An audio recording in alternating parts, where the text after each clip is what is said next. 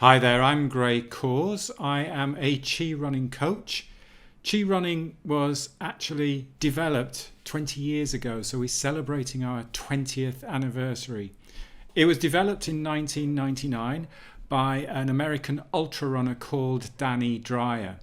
So I thought, what a great opportunity to catch up with Danny, see how it all began, a little bit more information for those of you who may not know what ChiRunning is all about, and find out what he's up to at the minute. Well, I came across your book, Chi Running, back in 2004. And since then, as you know, I worked with Danny, I worked with you in a workshop in London in 2010, and then trained as a Chi running coach. So I'm teaching Chi running. I love what I do. But what a lot of people most probably don't realize is that you founded Chi Running back in 1999. So it's actually the 20th anniversary.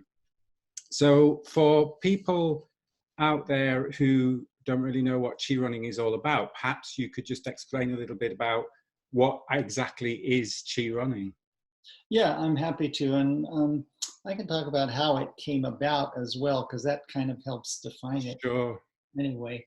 Um, so I had been an ultra marathoner for many, many years before I came upon Chi running. And I would say that the biggest influence in getting me excited about all of this was taking my first Tai Chi class. So it wasn't just running. I was really into ultra running. I loved it. I liked doing the long distances. It was a really good personal challenge every time I went out to run 50 miles or 100K or whatever. And so I've always been interested in the human body. So I always studied how other people ran. Every time I was 30 miles into a 50-mile race and somebody flew past me, believe me, I was watching how that guy was running. I want to do what he does, you know. And so, but then I was living in Boulder, Colorado at the time, and a friend of mine said, "Wow, this new Tai Chi teacher just moved to town. You should check him out. He's really good. He's from China."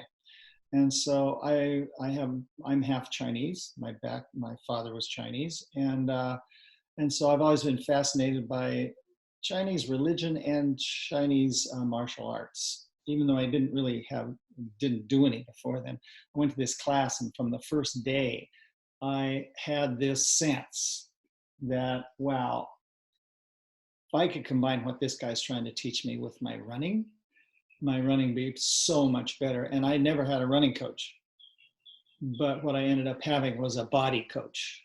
And that's where Tai Chi comes in, because it is absolutely founded in the body and in your moving center, in your dantian. And, you know, the more I learned about all what he was teaching me about posture and alignment, and then teaching me about how you always maintain that posture when you're doing Tai Chi. You never want to get all thrown off or anything like that by your opponent. So your posture is really important. And so I started working with posture a lot when I was running. And then I realized at some point, you know, it's not just this posture I'm keeping straight, but then I realized from watching all these guys that passed me, I always noticed that every one of them had this forward fall, you know, inevitably they were all falling forward. And then I started watching the Kenyans, who all have a forward fall.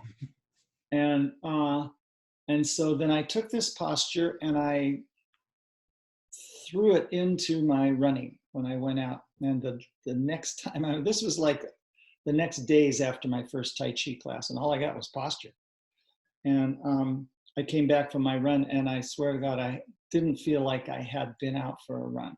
Just like I almost felt like turning around and going back out again just to make sure. You know?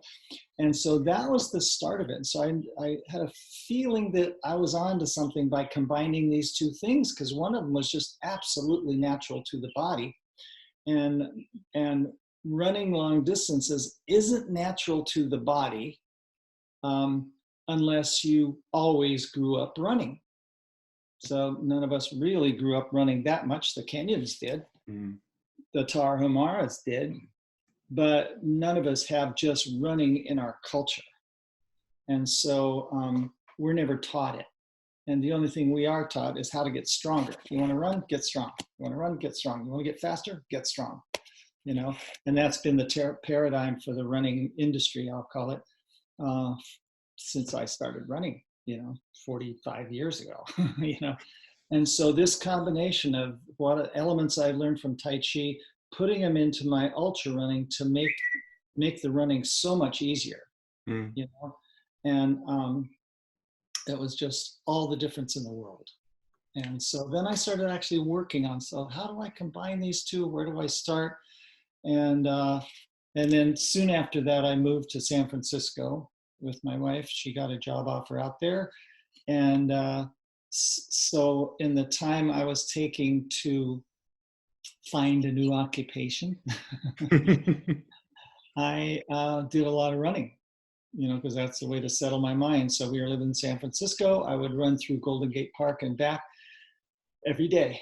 And I kept passing all these Tai Chi teachers. All the Golden Gate Park is filled with them. I mean, and I always passed these groups of huge people. And the guy teaching with a bullhorn, now move this arm here, now step here. And there was always this one guy with one student. and I every time I watched him, I saw him there, and he would be just standing with him, talking to him. And I go, wow, I wonder what he's saying, And so that's when I went up to him one day and I said, man, whatever you're doing must be working, because I would see his students do their Tai Chi. And I said, I just want to learn how what you teach can be applied to running. And he lit up. He said, I'm your man, and so that was in 1998. And from that day forward, he just totally rocked my boat. He's a grandmaster from China, and I just happened to stumble on this amazing teacher. And he still never taught me Tai Chi. And I studied with him the guy for 15 years in San Francisco, and he didn't teach me Tai Chi. He taught me the principles and how to move relative to running with those principles. I didn't really start learning Tai Chi till I moved to Asheville and found a Tai Chi teacher. But I had already had all of those, such internal experience of the Tai Chi and applying it to my running, that it was all the parts were so familiar with me. It was more a matter of, okay, how do I move my body? Given that I know how to move energy, how do I move my body? Kind of backwards. And so that's how it all started. And then Catherine, my wife, who is absolutely the visionary behind ChiRunning, has been from day one, came out of a publishing company. That was her business. And she said, there's a book in this, and you should be teaching people classes of how to do this. And so she, how wives do. She's like, come on, get out the door. This is your calling, do it. And so, so I started teaching classes and started having really good results right off the bat. But it was also forced me to narrow down what I was talking about into a concise verbiage and chronology and sequential systems. How does somebody get this? Where do you start? And so, and then she and I co-authored the book, ChiRunning. Came out in 2004, the version that you had. It has since been edited and republished. Second version came out in 2009. So that is how it started. Quite organically. Yes, very organically. Out of my curiosity with the human body, really, is what. That's a lovely way of putting it. I was going to say to you, a lot of people often find something that works for them in terms of training, but not many people then go forward and develop that into a method and a protocol. So what you're telling me there is that Catherine was sort of like instigating that. And so the book came from the teaching, or did you do the classes first and then develop the book from what you were teaching in the classes? I did the classes, started the classes first, because I started teaching in 1999. Our business was officially launched in 1999. I was teaching a little bit before that, but my wife and I always joke, our daughter, we have one daughter, she was conceived in January of 1999. that was the same month that ChiRunning was conceived. So you're not going to forget when ChiRunning was conceived. No, because throughout the whole trip, we always tell people we were raising twins. Day one, and it has been that way. And now it's this unruly 20-year-old that is off on her own and like doing her own thing. And man, I have no control.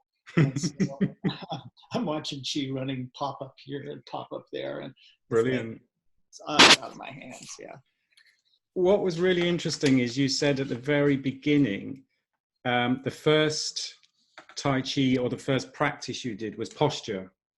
Yeah. And just after one session, you took that into your running. And by the sounds of it, that completely changed your running from that moment on.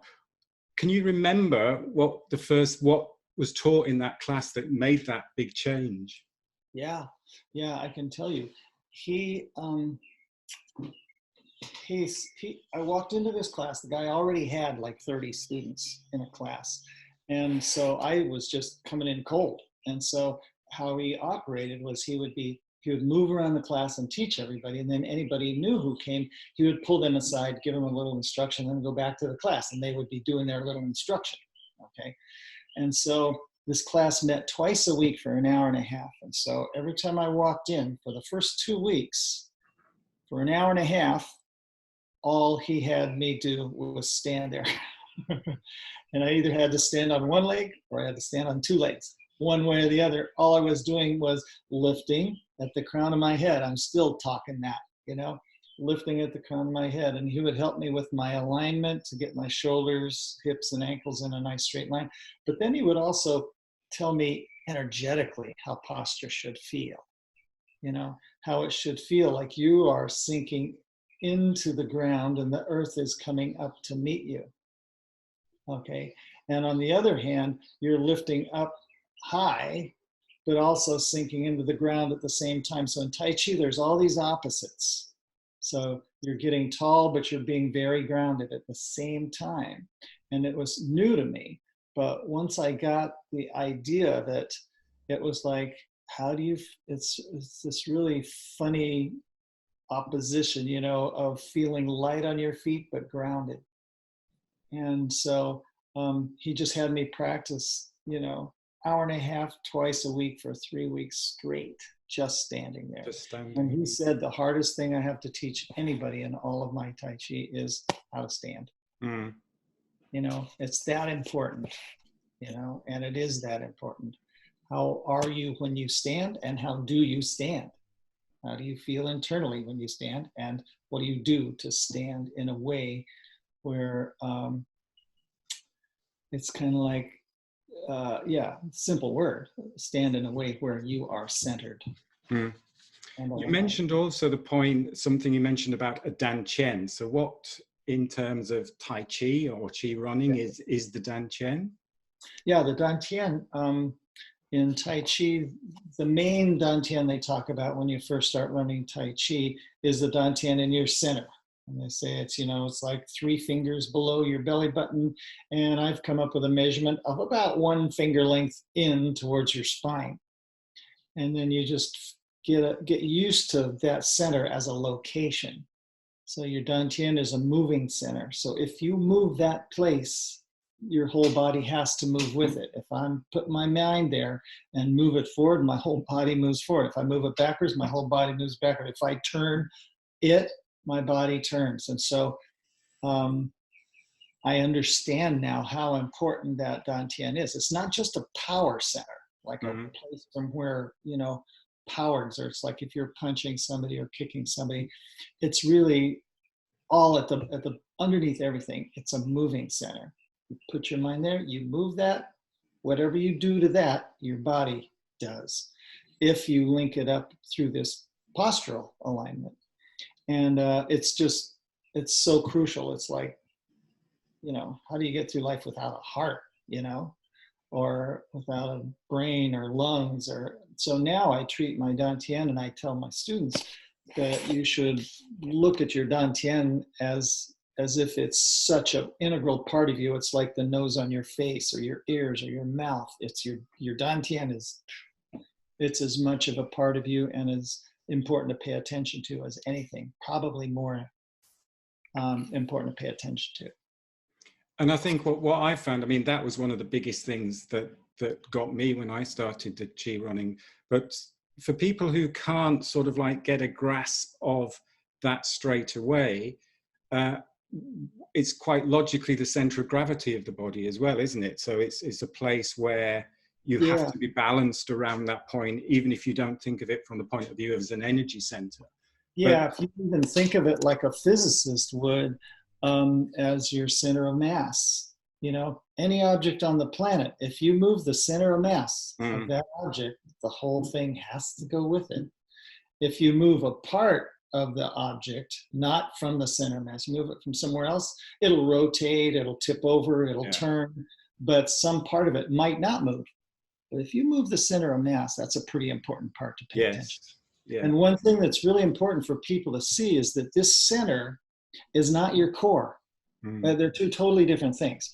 Your core is a group of muscles all around your torso. It helps support your torso, helps support your movement, connect your upper body with your pelvis. I mean, it's a physical thing. It's a bunch of muscles. It's not your center. Your center is a location. And you pay attention to that location and work with it. Some of the misconceptions I think I've come across in terms of people when they're talking about ChiRunning is they say, oh, it's all quite soft.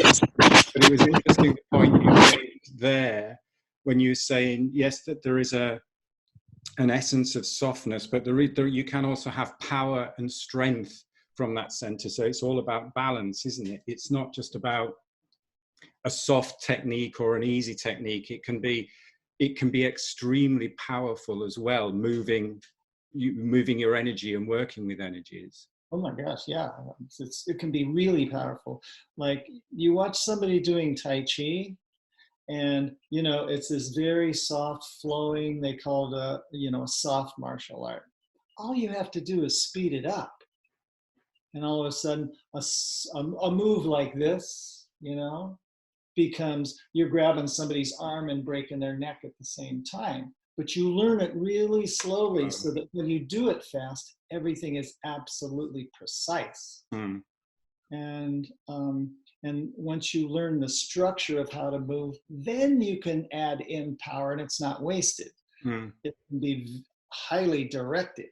Okay, so you know when it terms of running, people go, "Oh, ChiRunning, it's like running light, like Bud Light.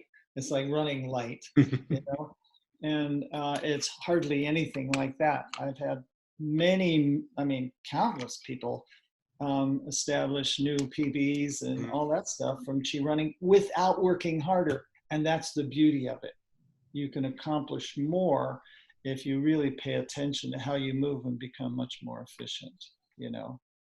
I made a post on Facebook yesterday, a picture of a bunch of Kenyans running in a group. They're training Eliud Kipchoge to break the 2-hour marathon, right? So they all train together. Well, there's this white guy in the middle of the group. And I froze the camera and it has this guy in the middle, one guy behind, and like three Kenyans in front. And I drew a line with all of their posture lines. And the white guy is bolt upright. And all the Kenyans have this beautiful lean that cooperates with the pull of gravity, okay? And I made a meme out of it, and at the top of the meme I said, this is why we've never beat the Kenyans. Simple as that.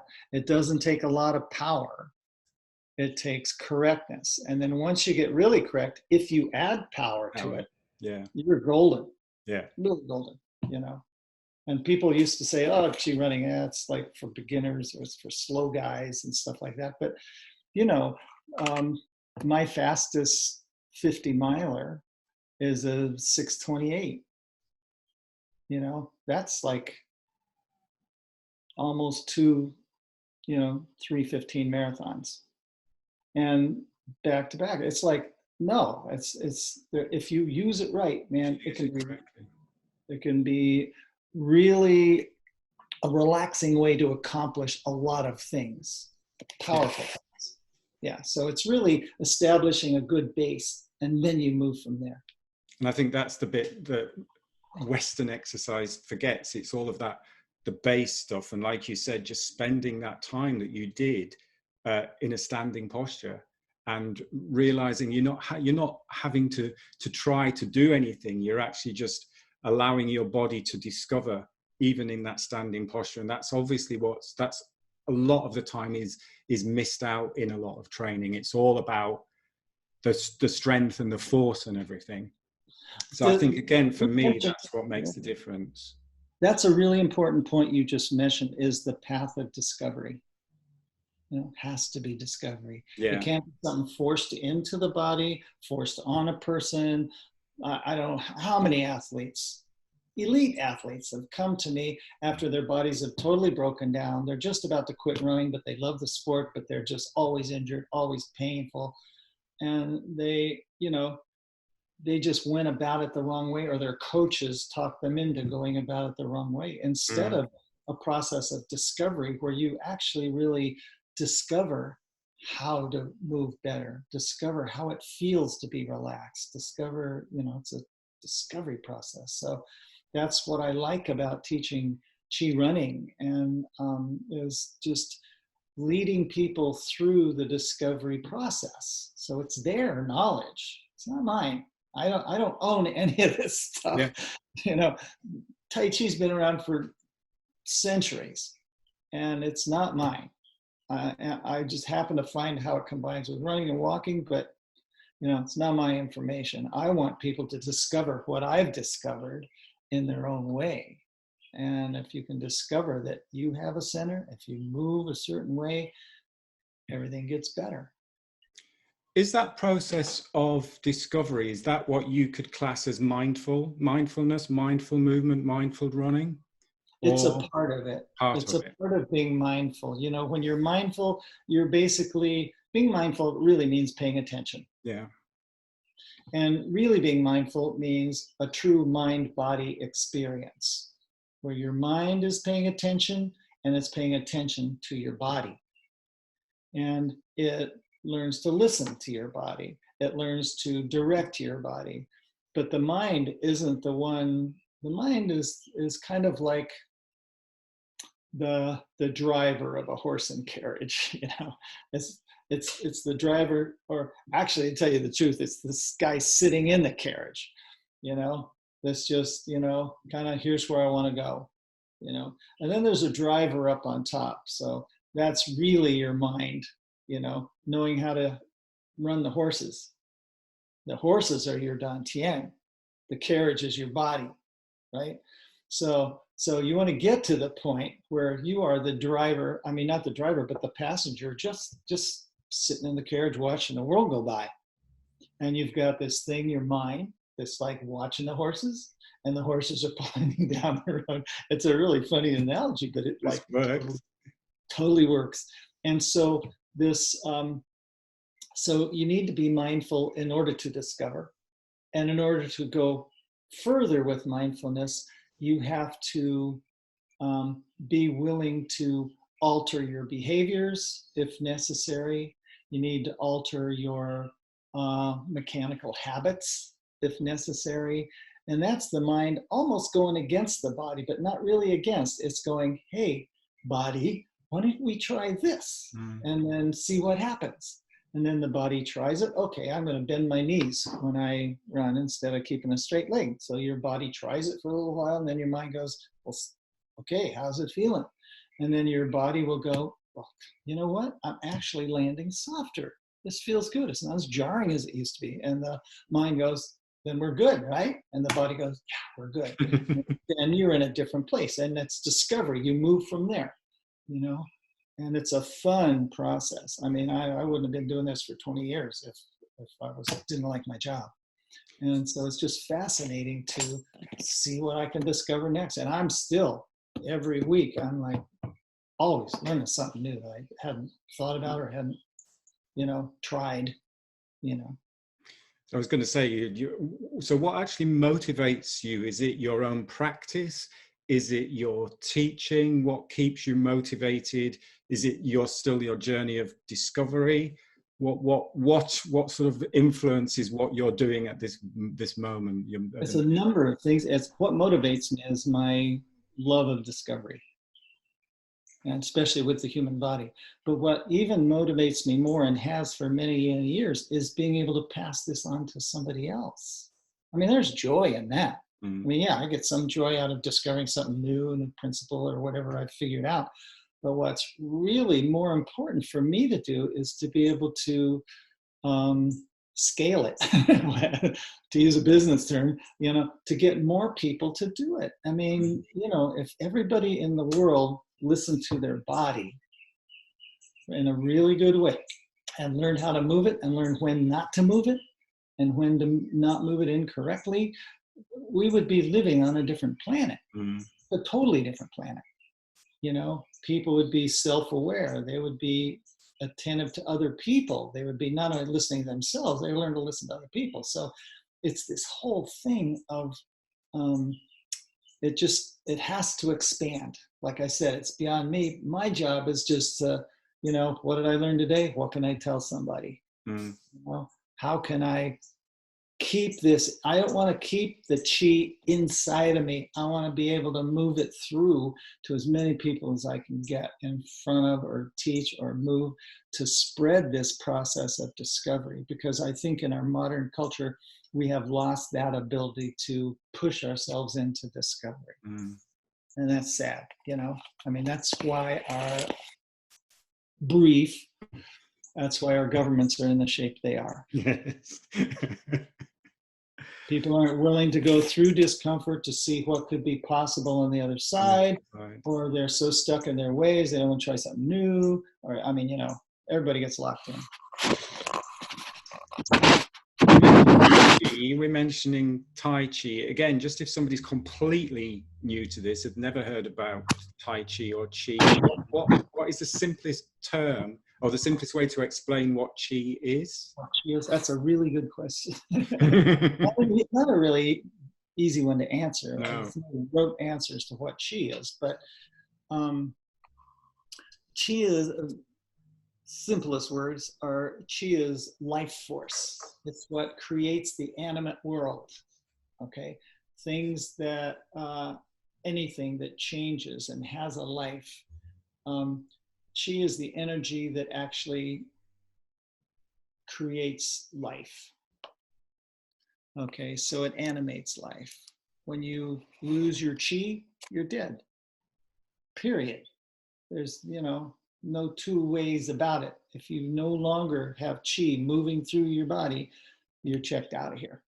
And so Chi is what animates things. It's what makes the wind blow even. It's what trees grow from. It's this whole living kind of substrata of what we see in the world as life. Okay, it's what supports life. And it is the energy that moves between people. When you have a conversation, it's like, I mean, you can see it in so many different examples. It moves through the food you eat. It moves into your body through the food you eat. It moves through the air as you breathe. It moves through your emotions. It moves through your mind as you try to, grok this world, this planet we live in, Chi is like, when that's not there, man, it's a pretty empty spot. It's pretty dark, and it's just hard to imagine a world without Chi. So it really supports what we know of as life. It's a nice way of putting it. You obviously mentor a lot of people because you're teaching a lot, and a lot of people are guided by you and take a lot of information from you, and you've really changed a lot of people's lives. But who would you say were your mentors? Who's inspired you? I've been so fortunate in my life to have good mentors and good teachers. And I will say good spiritual teachers. I've had really good meditation teachers, people that took the time to really help me get quiet. Okay. And then I've had, Catherine is one of my best mentors. she's taken me through into this whole realm of the outer world. I mean, I was pretty much of a recluse, you know, when I met her, and I wasn't very public. You know, I pretty much, you know, just lived within my small group. And she not only brought me out into the world, but brought what was coming through me out into the world, which forced me to become bigger and have a larger view of myself than I ever had. And that's not egotistically speaking, No. it's just functionally speaking. You know, I was a very shy person, believe it or not. You know, at one point I was like, I remember middle school, when you had middle school dances, I was like the last guy to ask any girl to dance. Forget about it. I was like petrified. And so she was one of my best mentors in terms of really changing my life of who I am. And then I've also had really good Tai Chi mentors. I've had 3 really good Tai Chi teachers who are just the best in my eyes, you know, who really took me in to show me energetically how to move, not just move your arm here, step here, do this, do this. They really went into the whole internal, external world joined by the body, you know? And so I would say that I've just been so fortunate in having really good spiritual teachers, really good meditation teachers, and really good Tai Chi teachers. So for whatever reason, I just happened to be plopped down into this job. I'm so thankful that I've had some really good people. I mean, even people like you asking really good questions. And I know that you are really on trying to figure out how things work well so that you can teach your people. And I read your notes and I read how you approach getting this information into people and how you approach, you know, breathing or strength training or fitness or mentoring people's bodies, because I've never been educated to be a trainer. And so I look to trainers, man. And you're one of the best that I know. And I really appreciate what I've learned just from this collaboration through ChiRunning. And so, you know, that's one thing that is always affected me, is that I really like learning. You know, growing up through high school, middle school, I was a horrible student. Really a horrible student. I didn't study, I didn't pay attention, I could care less, I had ADD probably. But since I've become an adult, this world has become so fascinating because I found something I love. I didn't love school, you know. I did well in the subject I really loved, and, you know, gym. Go figure, you know. I got A's in gym, I got A's in shop. You know, working with my hands, I love that. And English. Those are the 3 classes I got A's in. Yeah. Everything else was like, forget about it. Business, math, you know. But I've found that when I pursue what I love, things just start opening up. What is your typical, say, like a week's practice in terms of running, Tai Chi, any other stuff you do, teaching? Does it vary, or do you have quite a set routine? Well, I have a set routine that varies within my teaching schedule. You know, because like in the fall, I've got to fly to Boston this weekend. I go to Santa Monica a couple weeks after that. And so during the fall, late summer into fall is a really busy season for me. Spring is a really busy season for me. In between, I'm kind of left to my own devices to just produce and write and coach and stuff. But within that frame, I have a base, like you're asking, what do I do underneath it all that keeps my head on straight? So I have a meditation practice. I do sitting meditation, and I usually do it twice a day, morning and evening. And so it's a way for me to get centered as I enter the day, get centered, and look back on the day as I enter sleep. And so 2 big phases in your day I want to be really aware when I'm there. And then my typical day is I'll wake up and I'll do my meditation, and then I'll either go for a run or walk my dog. Now, I used to go run my dog, but she's 13 years old now, and she'd rather. Oh, so she's walking now. So she's walking. So that's put a hole in my training program. So I only run like 3 days a week now.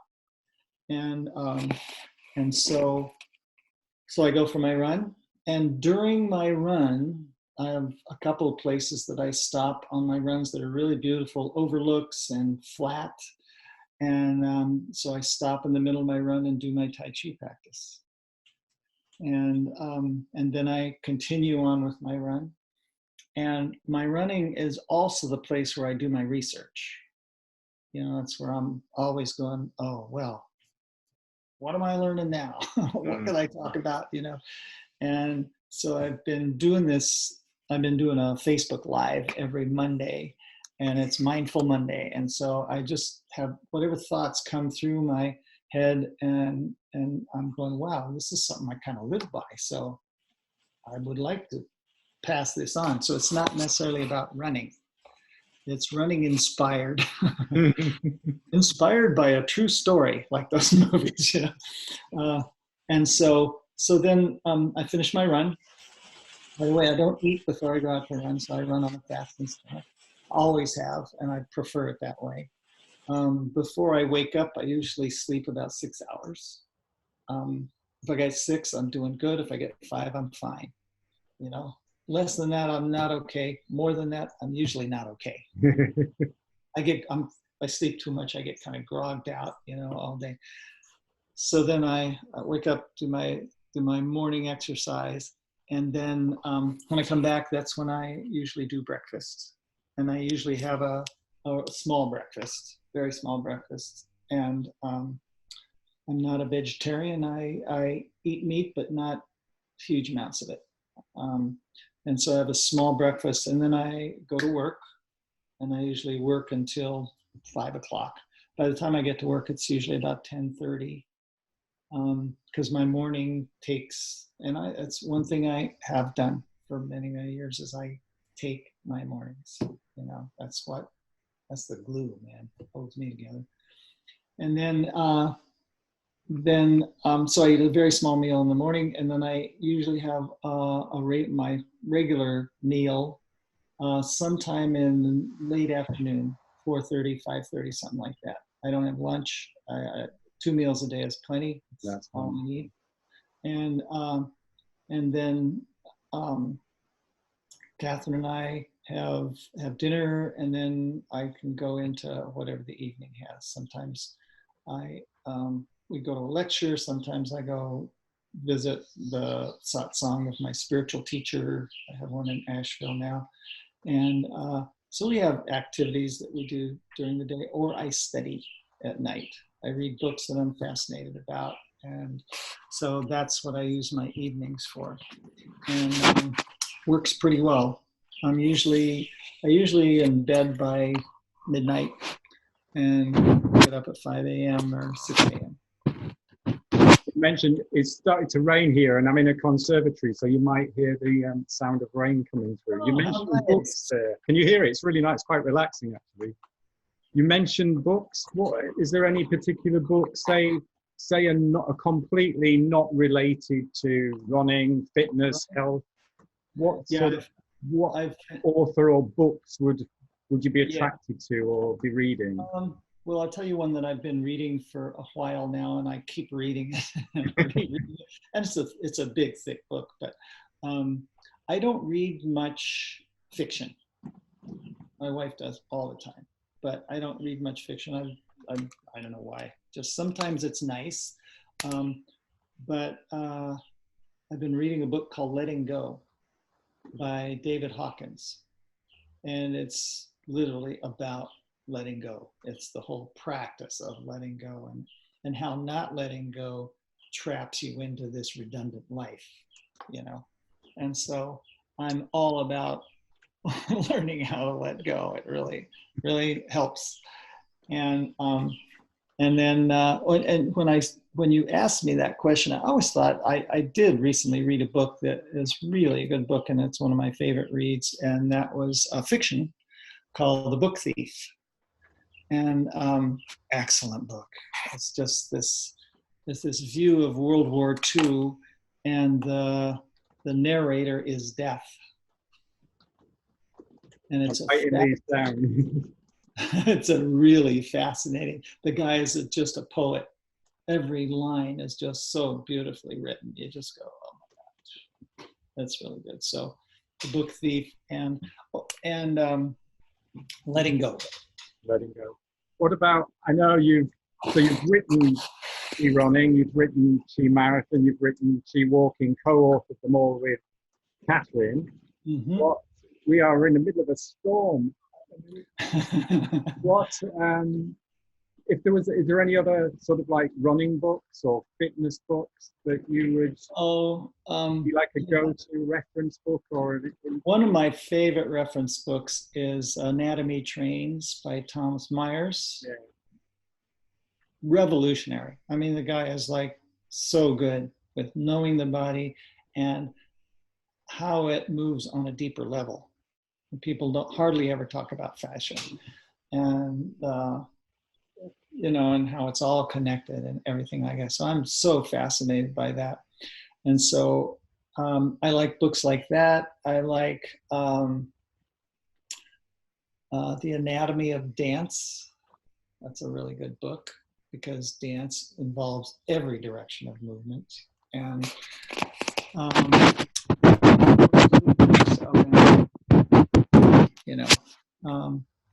and I just got through reading another book. It's an old book. It's called Voluntary Simplicity by Dwayne Elgin.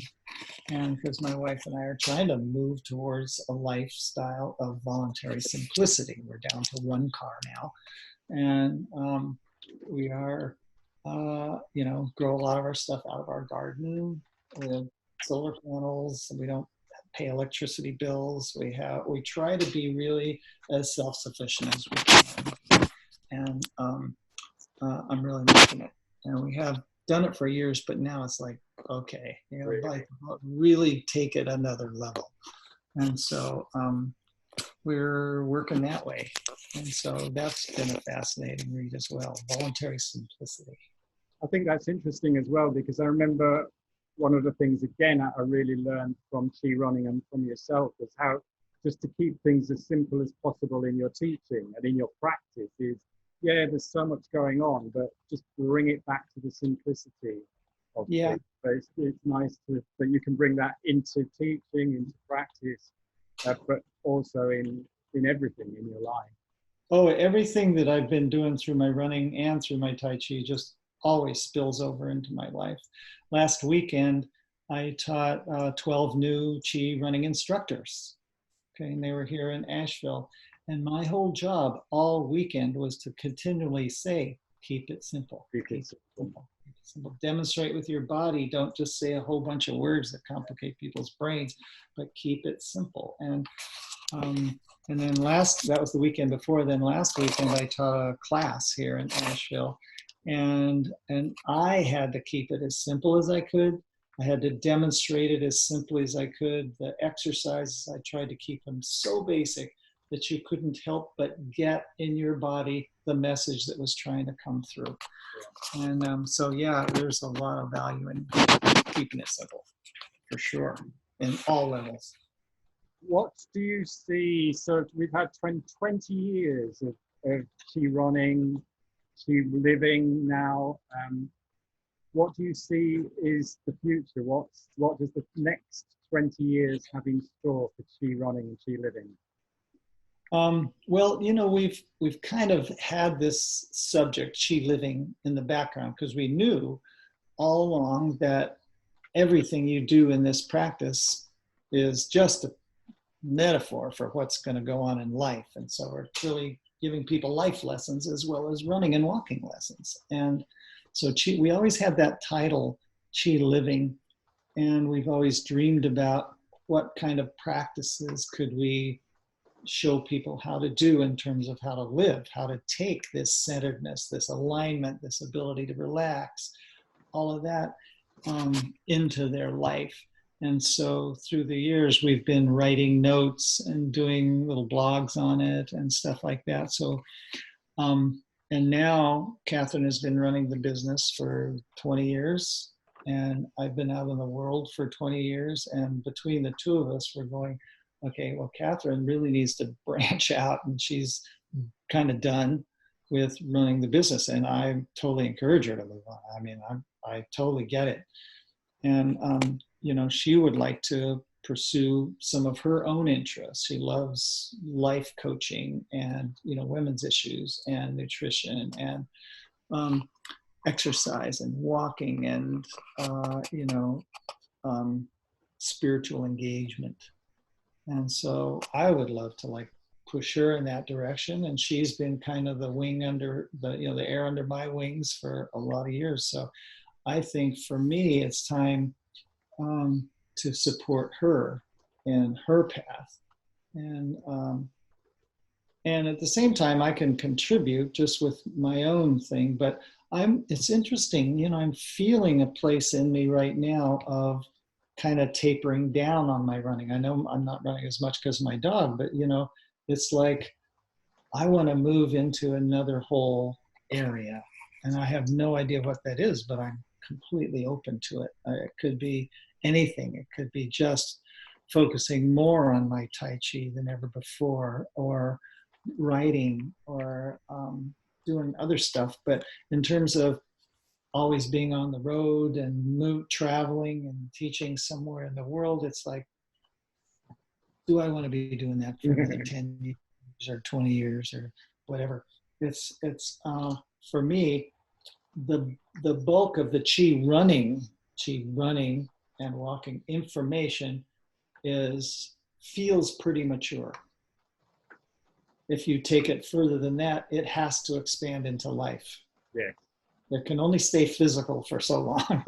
And I can only teach the same limited physical stuff for so long. And so that's this urge that's coming up in me of like, I'm kind of getting close to being done with it. I still love it. I still love all the people that you know come to classes and all the instructors around the world and everything. It's so fabulous. It's like this giant world family. But for me, this whole, when I'm body sensing it, there's something shifting in the background, just going, yeah, let's see. I wonder what else there is, you know, and I have no clue what that would be. I've seen you kayaking.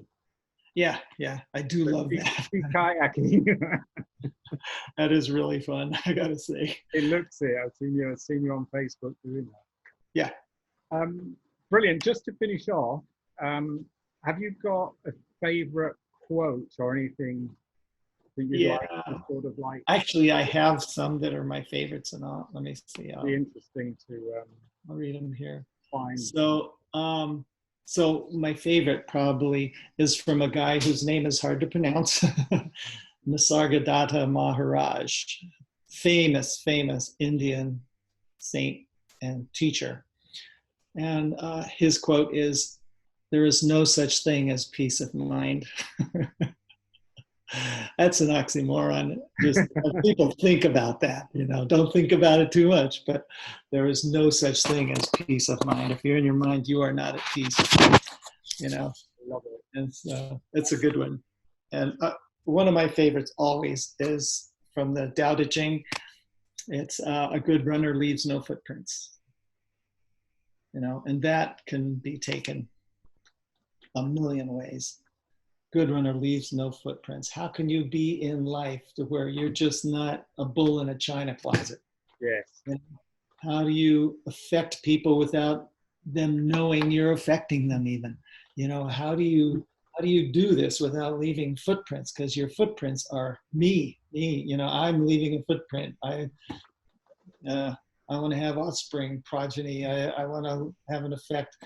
Yeah, you might want to have an effect, but how can you do that without claiming responsibility?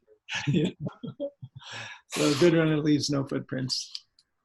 Oh, that's brilliant. I really appreciate your time going through that. I think it's going to be really useful for people to get an idea of what ChiRunning is all about, how you teach, what you're all about. I certainly know that you've influenced so many people worldwide, lots and lots of people, and may you continue to go on and keep influencing them and literally changing people's lives. So I really thank you personally for everything you've done, but also thank you for taking part and just giving us some information on this little video, Danny. So thanks very much. Yeah, thank you, Gray. And I really appreciate your questions. I mean, they're really good, thoughtful questions. And the better the questions are, the more information comes out, you know, the more real information comes out. Exactly. And so it's it's been a good collaboration. It's great. So I do appreciate it so much. Thank you.